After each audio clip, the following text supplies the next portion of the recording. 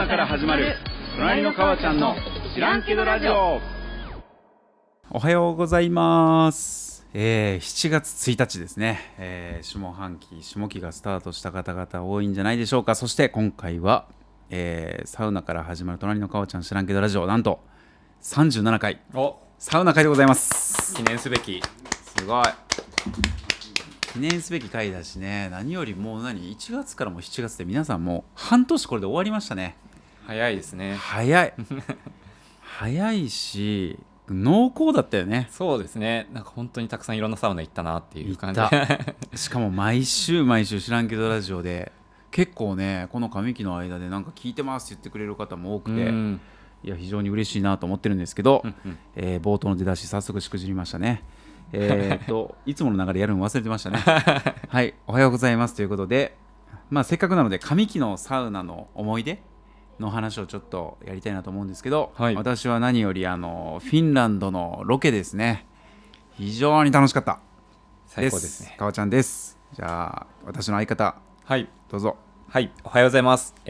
私も今年の上半期ベストサウナはフィンランドで入ったクーシャルビーになります。クーシャルビーね、はい、サウナコレクションかけるです。よろしくお願いします。かけるさん来てくれました。ありがとうございます。ちょっとフィンランド会振り返っていきたいんですけど、一緒に行きましたね、フィンランドね、はい、行ったね。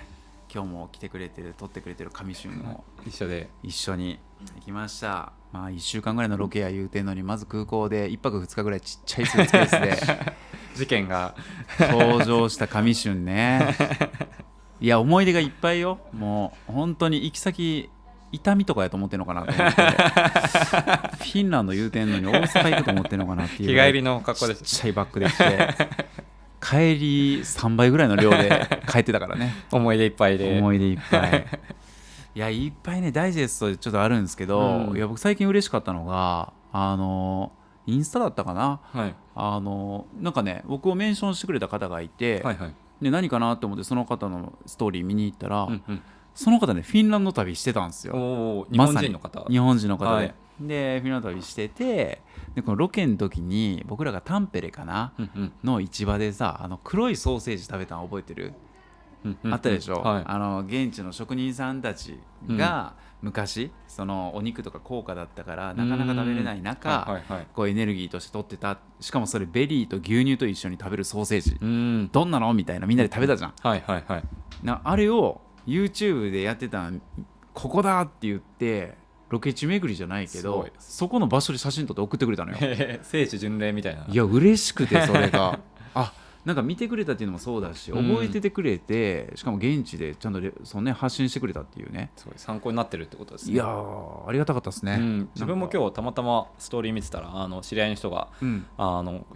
知らんけどラジオの YouTube で見たとこだっていうのを上げてて、マジ？はい、なんかやっぱ影響をすごい感じましたね。いやありがたいよね、はい、こんなにマニアックな番組誰が聞いてくれてんやろって思ってたけど意外と聞いてポッドキャスト最近何聞いてんすかってこの前なんか余談で喋ったら知らんけどラジオです言ってくれる人いて、おと知ってるその番組って思って聞いてないようで聞いてるんですね。いやありがたいね。なんかポッドキャストでそういう感じなんでしょうね。なんか一番最初に出てくる話題ではないけど、実はお家で聞いてたり移動時間の相方だったりみたいな、そんなことがあったりするので、やっぱりこのね上期振り返ってみて、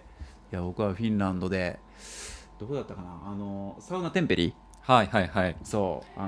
セレモニーですね。セレモニーしてる儀式ですね、やってくれた。確か YouTube でも3本目ぐらいに出てくるやつなんですけど、あれの儀式がすごい良かったですし、サウナコンケリさんですね。そうコンケリの2人組、男の子たちがやってくれて、あれも良かったで、その後ラウハニエミっていう隣にあるね、もうそこはパブリックでみんなで入ってるサウナでがっつり入った後に食べたソーセージ、やばかったですね。あれはめっちゃ美味しかった一生忘れない味。そうもう売店のとこでソーセージをバーンと大物に焼きながら、焼いてる間自分もサウナ室で焼かれてるというねいやめちゃくちゃ寒いですよね外が。そもそもで1セット2セット出てくるたびにそのグリルのバーベキューをバーンって開けたら湯気とともにサウナもうちょいソーセージ焼けるかな、もう1セットいってこようみたいな、で 2,3 セットして出てきてね、ハフハフ言いながらパッて頬張る時のこの感動、やっぱ最高のサ飯でしたねあれは。うまってでうま言うた時にもビールもフィンランドの人たちね、そのサウナでビールルっていうのはもうねセットだったりする人多いので、うんそれ飲んでみた時のもう喉越しともうトリップ感がたまらなくて、確かにあそこでこう初めてフィンランドに来たってことを改めて実感するみたいないやところですね。本当に幸せだったね、あの時間。でもそのうまいって言ったらもう地元の人たちもなんかニコニコしながらそうだろうみたいな確かにこれうまいだろうみたいなニヤってしてくれてて分かってんなっていう分かってんなって感じがすごいしたんでやっぱりあのねサウナと食の体験はやっぱ心に残りますね。いやっぱ本当豊かな旅でしたね、あれは。ね、なのでこの上期皆さんもですねちょっとどんなサウナが楽しかったかなとか振り返ってもらったりですね、旅したりとかあと会社でこんなことあったなみたいなことを振り返りながら、この7月スタートできたらなというふうに思っております。じゃあ今日はですね、前回はですねサウナ旅の話我々2人がいるので、サウナ旅トークしたんですけど、私の方から岡山、再びもう早速ねなんか岡山の人たちも連絡くれたりして、ありがたかったんですけど、今回かけるくんは和歌山ですね。和歌山岡じゃなくて和歌ですね。もう一回聞いていい？どこですか？和歌山ですね。和歌山ですねちょっと自分滑舌悪いんで伝わらないかもしれない。僕は奈良生まれで大阪育ちなんですけど、和歌山ご縁ありまして、私の父親がですね、石鯛釣り、何釣りですか？石鯛、魚釣り大好きで、7つの島って体に縞模様がある石鯛がですね、釣るのが趣味なので、私小学生の頃とかにもう週末になったら父親は大阪から和歌山まで車で移動して、で和歌山の潮岬っていう本州最南端の岬があるんですよ。南まで行くんですね。そうでその先っぽで磯というか船でちょっと渡ったところのもうほんとポコッと磯だから海の上にちょこっと岩山みたいに出てるところに渡されて、もうトイレもなければもちろんサウナもないのねそこに釣り竿と道具一本持ってまた日が明けるまでその船がやってこないっていう、じゃあもうトイレもそのままそこでもうなんですけど、そこで釣りをするっていうのにね、僕何回か連れてってもらったりとかしてた思い出の場所なんで、それきっかけで僕和歌山にもうバイクとか高校の時乗るようになったらツーリングで和歌山バイクツーリングして、その時に龍神温泉って和歌山有名な温泉あるんですよ、こう美人になる湯とか肌にすごいいいんですけど、そこでサウナ入ったり温泉入ったりっていう学生時代を過ごしてたので、和歌山僕は馴染みすごいありますね。じゃあ多分自分より詳しいかもしれないんですけど。だけど、今日紹介してもらうとこね、僕まだ知らなかったんですよ。一個も入ってないですかね。入ってない。さっきちょっと喋ってて、俺これそれ知らないなと思ったんで。川ちゃんさんでも行ったことないサウナがあるんですね。そうなんですよぜひちょっと今日はですね、関西の方もそういう方いるかと思うので、ぜひ和歌山サウナ旅教えてもらえたらと思います。そうですね、今回和歌山っていうところで、そもそも生き方なんですけど、そうね、東京の人たちからするとそうなんですよ、ゆかりがないというかあんまりイメージつかないかなと思うんですけど、いろいろ生き方あると思うんですけど、自分が行った時はその関西空港ですねが関空ね、関空で大阪なんですけども結構和歌山に近いところ、そうなんですよ、だいぶ南の方なんですよね。あってリンクータウンっていうその関西空港、周りの町もあってっていうところで、でそこの関西空港、でもとはいえやっぱ関東の人あんま関西空港使わないみたいなところも大体新幹線で行っちゃうんでっていうところで、大阪そもそも空港2つあって、そうですよね、北の方に伊丹空港、伊丹市のとこね、で南の方に関空なんで、大阪で飛行機で行くなら伊丹の方に行く人が多いんですよね。まずそもそもですね。そうでもしくは新幹線の便がもうめちゃくちゃいいから、新幹線で行くっていうのが多いっていう中、和歌山だったら確かにね関空で行った方が便利ですよね。そうなんですよ。で自分も初めてこの関西空港を使ってっていうところでちょっと行ったんですけども、まず一つですね、関西空港すぐ近くもリンクータウン駅っていう、最寄りの駅ですね、関西空港のところのすぐ近くに実はホテルがあるんですけども、まずちょっとそのついて一番最初、宿に行くっていうところで一個紹介できればなと思っておりまして、なるほどなるほど、それがですねオモ関西空港っていう、出た、オモといえば星野リゾートさんですね。星野リゾートさん前キャンペーンもね紹介してくれましたが、やってるとこなんですけども、本当にここが、空港からすぐ近くっていうところで、いわゆるエアポートホテルっていう、ものになりまして、もうすごいバゲッジルームが充実したりとか、スーツケースとかねキャリーが大きくても、そうですそうです。でも外国の方が本当に多くて半分以上外国の方みたい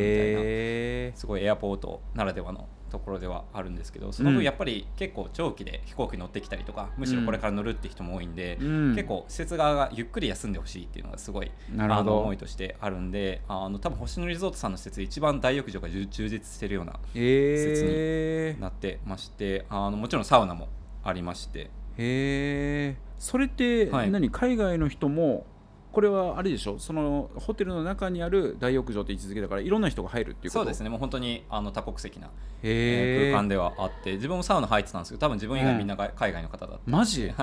ちなみにその時はどういう国から来てそうって感じだったの？アジア系ですね、やっぱアジア圏が多いんだ。はい。でも多分中国の方だったりとか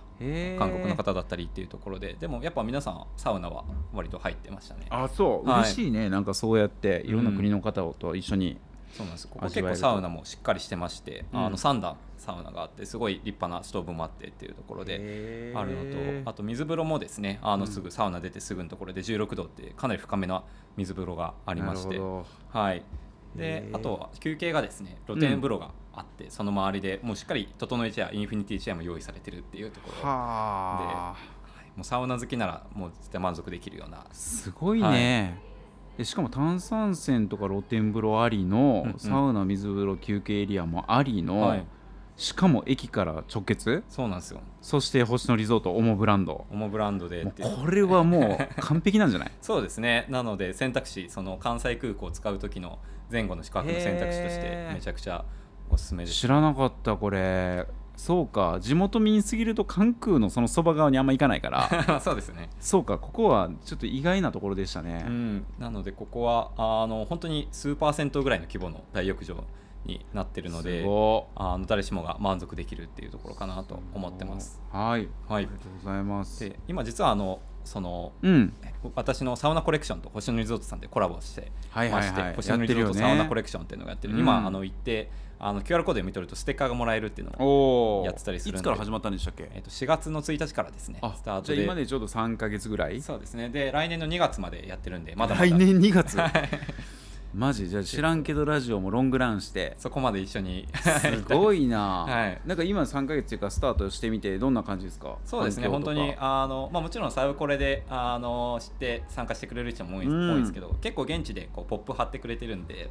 そこでサウコレやってるんだって、サウコレ知らない人も参加してくれてる感覚がすごいありますね。いい出会い方だね、それは。そうですね。なんでこうサウナってところで星野リゾートさん回るっていうちょっと新しいサ旅を生み出していきたいなと。すごいな、イメージ変わるわ、星野リゾートさんがそんなにサウナに注力をしてくれてるなんて。そうですね。ちょっとここで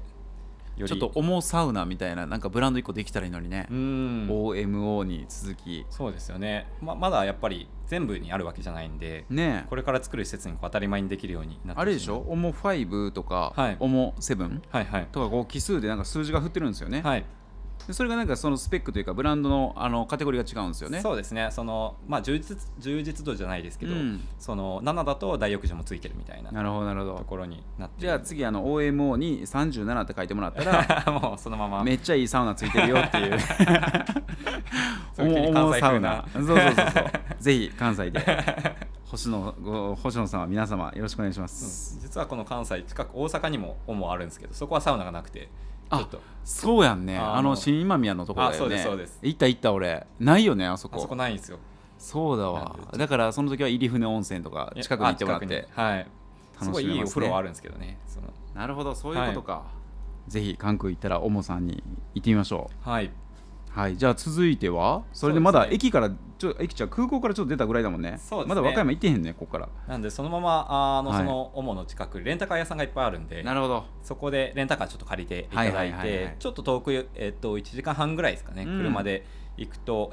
和歌山に入りまして、そこからですね。で結構こう山の方、もう結構本当田舎の方に行くんですけど、そこに君のサウナホテルって出た。ご存知ですか？聞いてた、それはもうね僕のね行きたいサウナリストに入れてました、自分の。結構そうですよね。界隈では話題というか。これ君のって最初友達から聞いた時に、なんかあなたのっていうなんか私とあなたのみたいな君のって言ってるんだと思ったけど違うんだね。地名ですね、君のっていうところの。これ地名なのか、オーナーさんの名前君さんとかじゃないのね。でもなく君のというエリアですね。になってまして、ここがですね、築130年の古民家を改修した蔵ですね。蔵がサウナ室に生まれ変わっていて、その中にフィンランドの薪ストーブですね、本格的な薪ストーブが導入されたサウナで、なるほど。ザ・サウナとかやって野田クラクションベベさんがプロデュース、ベベちゃんね、大好きよ。して自分結構ベベさんプロデュースのサウナ大好きで、結構日本中回ってるんですけど、その流れでベベちゃんがプロデュースしてるやつは間違いないから、やっぱ愛がありますね。愛がある。愛とね、あとね、優しさがあるよね。なんかサウナの利用とかに肩肘張ってない感じがして、ベベちゃんの笑顔がニコーってしてるのがね、感じるような、そんなサウナですよね。そうですね。そういう場所なんだ。あといいのがやっぱもう田舎大自然なんで、もう山から引いてる水ですね、湧き水がもうそのまま水風呂で、水風呂もすごい深いんですよ。本当に頭まで使っちゃうぐらいの深さがある水風呂があって、でしかもそのまま休憩ももう本当に山々を眺めながらっていうところで、いや今写真見てるけど確かにね、山々っていうけどこんなスケールで見えるんだね。なんかちょっと距離感覚バグっちゃうぐらいの、なんか高台にあるからあれなのかな。そうですね、向こう側の山のてっぺん、その峰までちゃんと見えるぐらいのスケールで、なんでなんかこう本当に体が現れるというか体験ができるっていうのが特徴ですね。すごい。ここが面白いのが結構、もちろんサウナもあるんですけど、結構いろんな楽しみを用意してくれてる施設になってまして、そもそもオーナーさんが生島さんって方なんですけど、和歌山市内でラーメン屋さんをやってたりとかっていうので、結構いろいろ手掛けられてる方で、女性の方なんですけど、女性の方ね、あれだよね、サウコレのリールでも登場されている、眼鏡かけて赤いシャツ着てる、すごい結構印象的な方なんですけど、がこう本当に楽しい施設っていうところで、それこそご飯もいろいろ提供してくださるのもあるんですけど、面白いのが麻雀ができる部屋があったりとか。いいね。サウナと麻雀はねマジで相性いいと思うよ。本当に本格的な麻雀小屋があったりとか、あとはこれちょっと特殊なんですけど、スマートボールっていうパチンコみたいな。わかるよ。棒をカシャカシャカシャカシャってやったらボールが飛んでいって、一回一緒にやりましたね、パチンコみたいな。新世界でやったなこれ。俺なんか今これ誰かとやったな思うけど、かけると盛り上がってたねこれ。新世界でもスマートボールまであるんだ。実は和歌山市になんですか、残り少ないスマートボールが実はあるみたいなところで、何そのドラゴンボールみたいな残り少ないスマートボール。まだ本当に少なくなってるらしいんですけど今。そうか、体験できるところがもうね減ってるんだね。それがスマートボールも楽しめるっていうところで、この小屋建物の中にあるってこと？そうです。古民家のスマートボールだけがある小屋がなぜかあってっていう、遊び心がすごいんだね。整った後にそのまま遊べるっていうところで、っていうもちろんオーナーの生島さんの人柄もすごいいいんですけども、なんと今ちょっとお休みをしてる状態でして、そうなのね。でなんでお休みしてるかっていうと、宿泊ホテルを作ってるんですね。糸菓子の宿泊施設を作って、そうか、もともとはサウナとその遊び場としての日帰りモデルだったんだ。そうですね、もともと日帰り完全予約ではあるけれども、それが今回横にホテルを作って宿泊できるようにすると。でまさに今準備してるところなんですけど、ちょうど1週間前ぐらいに連絡してたら、8月にオープン予定っていうところで、マジ？ちょっと放送時点では変わってるかもしれないんですけど、じゃあこれ聞いた人は1ヶ月後ぐらいか。だから予約とかね、そうです、もう始まってるとは思います、お盆に行こうとかそういうのもできるわけだ。なのでやっぱここ本当泊まりたくなるというか帰りたくなくなる場所なので、宿泊もですごい生島さんセンスも良くて、家具の調度品の、いやわかるわ、ちょっと動画見てるとその古民家の中の家具もね、なんか少し昭和レトロな赤い針地使ったソファーとかアンティーク家具を系だよね。しかもこれなんかサウナ室の入り口出口が一方通行になってるような感じのおっしゃる通りで見えるんだけど、水風呂が一方の出口で、入り口が逆になってるんで、なるほど、入って出てっていうところで動線が生まれてる感じですね。動線が気持ちいいやつだ。うわ、なんか随所にこだわりが見えますな。これは本当に割と自分は去年行ったんですけど、去年もう本当ベスト3に入るぐらいのサウナだなと。そうだよね、だってかける個別に去年わざわざ連絡くれたもんね。いや、ここやばいっすって、ここめっちゃいいっすっつって絶対行った方がいいっすっていうのは、サウコレで発信してんのに別で LINE 来るっていうあれなんか個別に来たなと思って。やっぱいいサウナは進めたくなりますよね。わかるわかる、しかもね、このオーナーさんの人柄が動画とか見てるとリールに出てくるので、なんかこういう方が見えると安心よね、初めて行く時も。確かにそうですね。なんかどういう人がいるんだろうなとかって完全予約だと、きっとその施設の方とこっちのマンツーになるじゃない、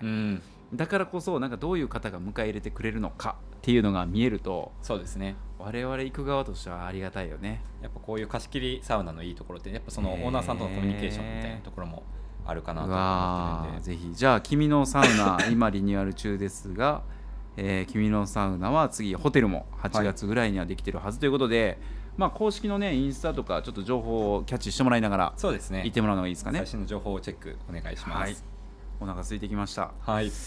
じゃあ次は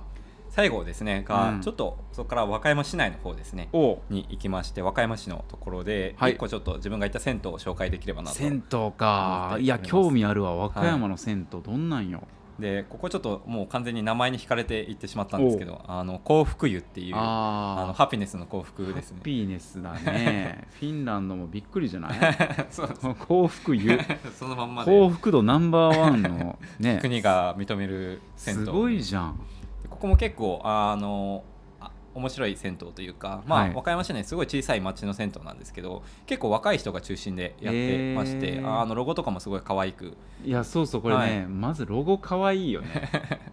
なんか牛乳瓶みたいな。これステッカー なかったないのかな。多分グッズあると思います。グッズありそうだよね、うわこれいいな。でスタッフも皆さん結構若い方が多くてっていうので、結構本当にそういう学生団体みたいなところが運営しているような銭湯ですね。で本当に市内からすぐ行けるので行きやすくてっていうところで、まあ結構、とはいえすごいいわゆる銭湯の古き良き良さもあって、歌謡曲の流れる脱衣所だったりとか、いいね、あと牛乳もよく冷えた牛乳があったりとかっていうところで、サウナもですねしっかり熱くて遠赤外線ストーブで100度超えるようなところになっていて、歌謡曲が流れるっていうところですね。歌謡曲サウナ、夏メロが流れる、はい、最高やな。で水風呂もかけ流し、井戸水かけ流しっていうところですごい気持ちいい水風呂になってる中で、入浴料が490円ですね。大丈夫っていうところで、これでも追加でサウナ利用は乗るんじゃないの。これがサウナも込みなんだ。すいませんちょっとすごい記憶が曖昧ではあるんですけど、すごいじゃん。はい、コスパの良さもあってと。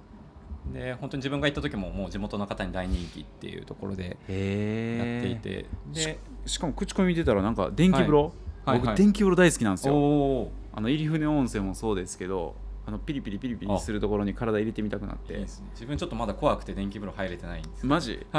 いいですか。いやおすすめよ。最近ねサウナ好きな人電気風呂にはまりつつある次は電気風呂ブームが。最近ねそういう話をよくする。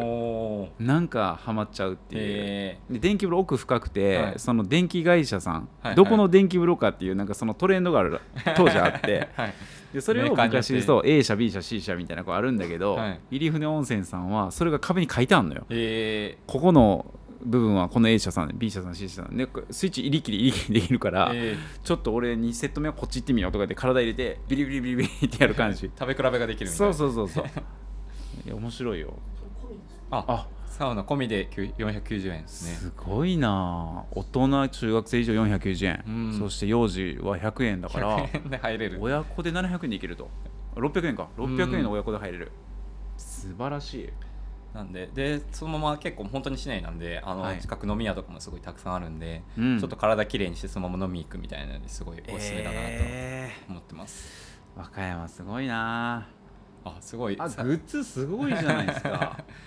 ページもすごい華やかなページですね。なんかクリエイティブがすごい感性若い子たちが作ってくれてるし、昭和レトロみたいなところもちゃんとリスペクトしてるって感じがすごい実感できますね。そうなんですよ。そこはなんでぜひ。めっちゃいい、知らんかった。ここは和歌山市行った時は寄っていただきたい銭湯になりますね。ありがとうございます。あとはやっぱ和歌山といえばその和歌山ラーメンもすごい有名になってますね。そうやんね、俺今その話したかって何食べたその和歌山行った時。ラーメン食べたんですけどちょっとお店の名前が今出てこなくて。ちょっと俺紹介してラーメン行くわけで俺ねもう20代の大阪で俺国用で働いてた時の青春なのね、でなんで青春かって、和歌山の当時ね入社して23歳ぐらいやったかな、お客さんを初めてじゃあお前一人で担当してみるかって言ってもらって、僕がメインで先輩が車で助手席ついてくれるみたいな、緊張でもありつつチャレンジングなみたいな、そういう場所が和歌山やったんですよ。でそれ行って、で全然ドキドキするじゃん、はい、初めてのことだから。でそんな中お客さんに自分でこう商談して提案して、で収めて、でちょっとしどろもどろなりながらもよ、なんとか行ったなっていう時に先輩が「今日終わりましたね」って言ったら「ラーメン食って帰ろうか」って言ってくれて「ちょっと車ナビ入れたからそこに向かって」って言われて、行って食った中華そばが、井出商店っていう結構ね実は有名なんですけど、聞いたことありますね。そうお土産とかでもうパッケージになっててめっちゃ売れてるんですけど、中華そば専門店の井出商店、赤と黄色の和歌山ですね。これ和歌山のね、井出商店のがめちゃくちゃうまいんですよ。これはね僕の思い出の味で、スープも濃厚だけどしつこくなくてみたいな、でなんかね面白かったのがね、寿司サバの押し寿司をこうラーメンと一緒に食べるみたいなのがこう習慣としてあったりして、でなんかよくよく見たら過去に日本一うまいラーメンみたいな選出もされてるようなご当地ラーメンとしても有名みたいな感じなんですけど、なんか僕はそういうのよりもなんか先輩が初仕事の後連れてってくれたラーメン屋っていうねぎらいのそうに出会えたんで、和歌山ラーメンぜひ旅行ったら食べてみてください。やっぱラーメン出ちゃいますね、話題に。そうお前なご当地サウナとご当地ラーメンって相性いいんだろうねやっぱ似てますよね。似てるセットで絶対楽しんでほしいですね、これは。そうって感じかな。和歌山、今23分ぐらい、まだもうちょい喋っていいのかな。まだ大丈夫ですか。あとなんかかけるくんそれ行った時は、1泊2日で回ったの？旅行った時は。この時は2泊ですかね。2泊で、和歌山にいる大学の友達に会いにみたいな感じだったんですけど、ちょっとちゃっかりサウナもがっつり楽しんでっていうところで。いやわかるなんか旅のきっかけって、そのサウナ行こうっていう巡り方もあるけど、なんか僕もその岡山行くときに、あの人の地元行ってみたかったなとか、あの人いつか遊びに来てねって言ってくれてたなみたいな動機に加えてサウナ巡るみたいな、プラスアルファで行けるのがいいですよね。そう、なんかそういう楽しみ方もね結構おすすめで、なんかサウナ旅ってメインで置いちゃうと、サウナ回ることが目的になっちゃって、なんかね 2,3 施設4施設回りすぎた結果もうどこで何楽しんだか分かれへんみたいなずっと裸みたいな。そうだからね、なんかそういうね、大学の友達？大学の友達でいいね。っていうところで。そうか。でもやっぱりどこ行っても絶対サウナはいいサウナってありますし、ラーメンもそうですけど。そうね。なんですごいやっぱ人生が豊かになりますよね、そのサウナ好きになることで。わかる。なんか地元ならではのもそうだし、あとサウナ旅行って泊まるとこに困ったら、道民に行けばいいと思う。確かに。そこに行ったらどこのサウナも行けなかったってなったらもう道民行ったらいい。あと官僚ホテルも結構ね、和歌山もあるし。確かにサウナは宿泊もセットになっているのがやっぱいいですよね。そう泊まると自然とサウナに入れるっていうところもあるんで。そうなんですよ。あとね僕和歌山のねサウナでちょっとねめっちゃ変わり種なんですけど、ホテル川久さんで分かる？すごい立派なホテルですよね。三本川に久久しいって書いて川久さんなんですけど、そこに大浴場もあって、でもう宮殿みたいなすっごいでかいレトロなところなんですけど、そこに広々とした大浴場エリアがあって、前僕行った時にね屋外のところにバレルサウナ置いてたかなっていう感じで、なんか世界観がエジプトとかローマとか中国とかいろんな国のなんか文化が入ってる建物なんだけど、大浴場にもサウナもあるんやって思って、当時なんで僕も3年4年ぐらい前でしたけど、なんかぜひともなんかいろいろ調べてみたら出てきたりするので、ラグジュアリーなところですよね。行ってみてください。和歌山まだまだ多分他にもいっぱいあると思う。だって南紀白浜とかさ。そうですよね。そもそも和歌山といえば白浜、そして僕のちっちゃい頃アドベンチャーワールドっていう動物園でパンダですか？パンダ見たもう家にぬいぐるみあったものずっとパンダの。やっぱ関西の人遊び行くんですね、和歌山。遊びに行く。大体こうね、和歌山行こうかって言ったら一回アドベンチャーワールド動物園とかで龍神温泉、でやっぱりアウトドア釣りとか、あと那智の滝って滝とかね、そう那智黒の雨とか、なんかそういう若者たちからおじいちゃんおばあちゃんまで楽しめるようなもの、山登りとかもあるしさ、なんかそういう場所やったかな。大好きっすね。でもそうか、またルーツができるね。こうやって紹介してもらった時に僕さっきの君のサウナはマジで行ってみたいなと思ってたん で、ちょっとホテルできたらもう泊まりで行って、であと星野リゾートさんと幸福湯もちょっと回って、十数年ぶりに井出商店のラーメンを食べるとちょっと泣いちゃうかもしれない。泣いちゃうな泣いちゃう本当に泣いちゃうかもしれない。社会人生活を振り返ってっていうところで、そこで BGM で知らんけどラジオ流れてたらどうしようかな熱いですね。熱いわ激熱だわ。ありがとうございます。じゃあ今回はですねサウナコレクションかけるさんの方から、和歌山のサウナ旅の紹介をしていただきましたが、じゃああれですね、今回も最後にちょっと新しいニュー施設情報をですね、サウコレかけるさんの方からお願いしていいですか。今回ちょっと、和歌山の話だったというところで、ちょっと大阪のですね新サウナの話ができればなと思っておりまして、2026年4月の26日ですね、26オープンの、宇宙ドットサウナっていうサウナですね。見てた、まだ行ってないけど、それ大阪よね。大阪ですね。これ寺田町で合ってますかね。寺田町で、から徒歩1分っていう寺田町駅徒歩1分、そんな近いんだ。ありまして、大阪初の薪サウナ専門店っていうところになってまして、薪サウナ専門店あんま聞いたことない。サウナストーブ売ってるわけじゃないよね体験の方だと思うんですけど。そんな表現面白いな